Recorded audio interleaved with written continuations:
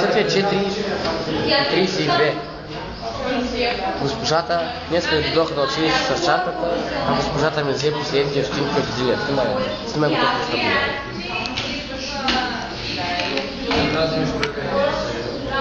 После по-скъпно за колата ми взе парите. Не иска да ми ги върне. Господин Добрев, ако гледаш това. Марто Добрев, ако гледаш. Моля те, напред не искаш парите ми да се върнат. Искам да питаш, че това... Специално за министъра на образованието искам да кажа. Моля ви се, дайте ми редовно заплатите, защото погребат на децата, не сме душички да се учи. Моля ви се, напред нещо този въпрос. Или да се обърна към органите, които са там да се погрижат, да стои човек, да се влезе в затвора, да получи животно наказание. Снимай го пак. Ето го, ако го видите някъде.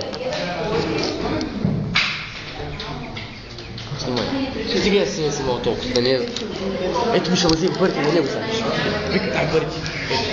Дай парите. Имам хартия, ще се сдавам. Моля се, ако някой види да е тук, иска нещо по главата. Вземи парите. Друго няма какво да кажа.